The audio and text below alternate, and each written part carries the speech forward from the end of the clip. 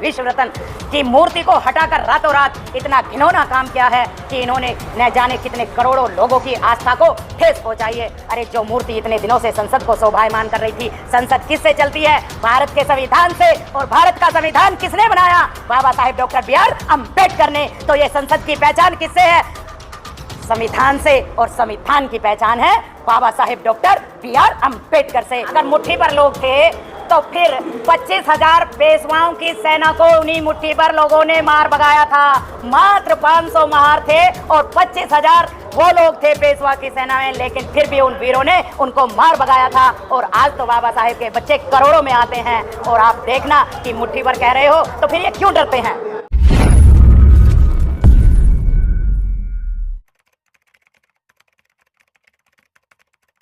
ज़्यादा खरीदने के लिए उनके पास पैसा भी नहीं होता। इससे हो सकता है कि यहाँ लड़ाई दंगा भी छिड़ जाए, क्योंकि जब किसी ने रोड पर ये कह दिया अरे वो जाटो, अरे वो चमार, ये देना, तो मैं जहाँ तक समझती हूँ हमारे समाज के जो लोग बौद्ध बन गए हैं वो सुनने वाले नहीं हैं, क्योंकि उन्हें जाति का नाम लेकर अपमानित किया गया है। और भारत के संविधान में भी ये कहा गया है कि कोई भी किसी की जाति को लेकर अपमानित नहीं करेगा या गलत शब्द नहीं बोलेगा। तो मेरा जहाँ तक मानना है यही है कि ये जातिवाद को बढ़ावा है और अपने सनातन धर्म को बढ़ाना है। ऐसा ही मंजर 2 अप्रैल 2018 के अम्बेडकरी आंदोलन के बाद देखने को मिला था। बहुत से दुकानदारों ने अपनी दुकान के बाहर बोर्ड लगा दिए थे, SC ST OBC का दुकान पर चढ़ना मना है, सामान खरीदना मना है, सामान नहीं दिया जाएगा। हम SC ST का विरोध करते हैं, एक्ट का।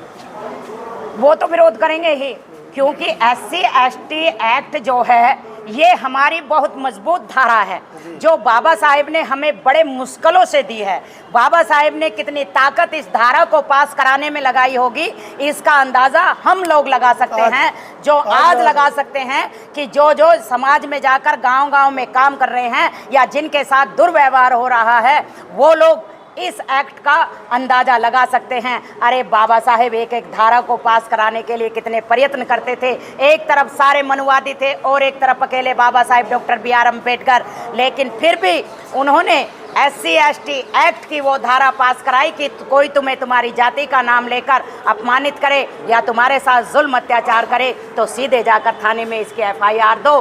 तुम्हें इसके सबूत देने की ज़रूरत नहीं है, उसकी तुरंत गिरफ्तारी होगी और जब ये केस चलेगा तो तुम्हें सरकारी वकील भी मिलेगा, आने जाने का खर्चा भी तुम्हें मिलेगा। यानी कि बाबा साहेब ने हमें कितना कहाँ से उठाकर कहाँ तक ला दिया। और यही बात, क्योंकि ये लोग नहीं चाहते कि हम इन लोगों को, क्योंकि जो लोग पहले, ये इतिहास दोहराया जाता है कि जो लोग पहले लंगोटी में रहते थे आज सूटिड बूटिड होकर जब निकलते हैं तो उन लोगों से नहीं देखा जाता। जब हमारे समाज के लोग ऊंचे पदों पर बैठे हुए होते हैं तो उन लोगों से नहीं देखा जाता, क्योंकि उनके मन में तो उन्हें गाली देने की होती है। और इसलिए उन्होंने 2018 में भी ऐसा ही विरोध किया कि हम इन लोगों को अपनी दुकान पर नहीं चढ़ने देंगे। उन्होंने पूरी ताकत लगा दी कि SC ST एक्ट समाप्त हो जाए। लेकिन दूसरी तरफ बाबा साहेब के मानने वालों ने भी पूरी ताकत लगा दी कि हम SC ST एक्ट को ख़त्म नहीं होने देंगे। और नतीजा आप सबके सामने है, इस सरकार को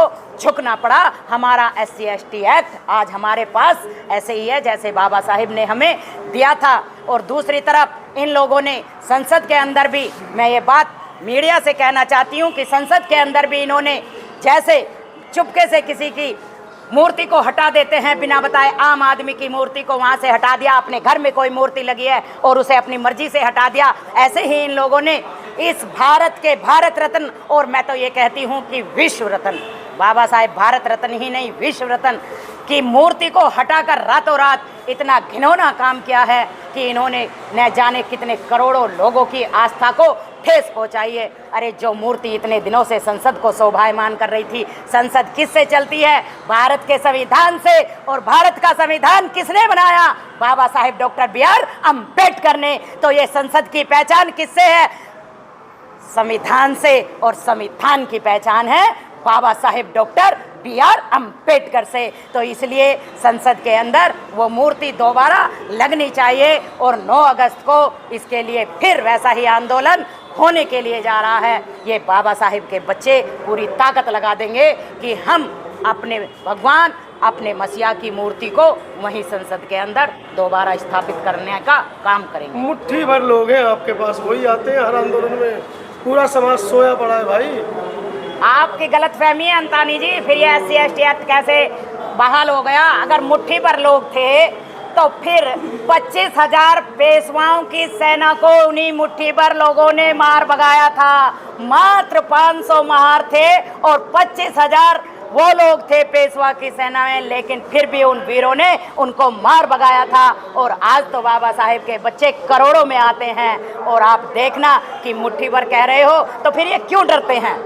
ये डरते क्यों हैं? अगर आप ये कह रहे हो कि ये मुट्ठी भर हैं तो फिर ये डरते क्यों हैं? इन्हें डरना नहीं चाहिए। कोई नहीं आएगा 9 तारीख को, आपने बोल तो दिया, सब अपने घर पे टीवी देखेंगे, आएंगे आएंगे, धरती का सीना फाड़ कर आएंगे।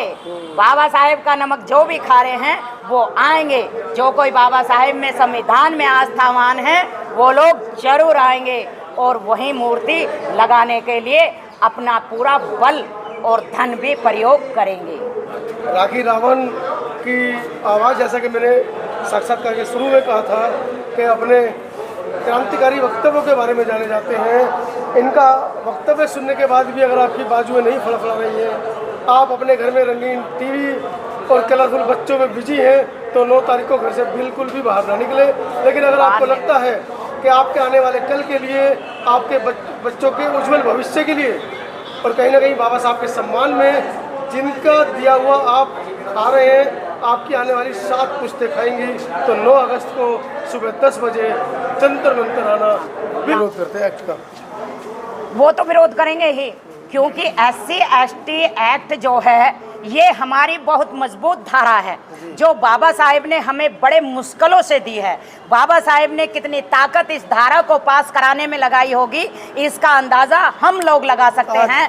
जो आज लगा सकते हैं कि जो जो समाज में जाकर गांव-गांव में काम कर रहे हैं या जिनके साथ दुर्व्यवहार हो रहा है, वो लोग इस एक्ट का अंदाज़ा लगा सकते हैं। अरे बाबा साहेब एक एक धारा को पास कराने के लिए कितने प्रयत्न करते थे।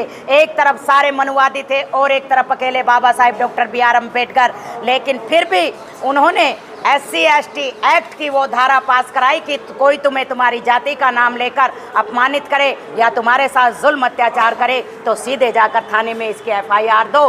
तुम्हें इसके सबूत देने की जरूरत नहीं है, उसकी तुरंत गिरफ्तारी होगी और जब ये केस चलेगा तो तुम्हें सरकारी वकील भी मिलेगा।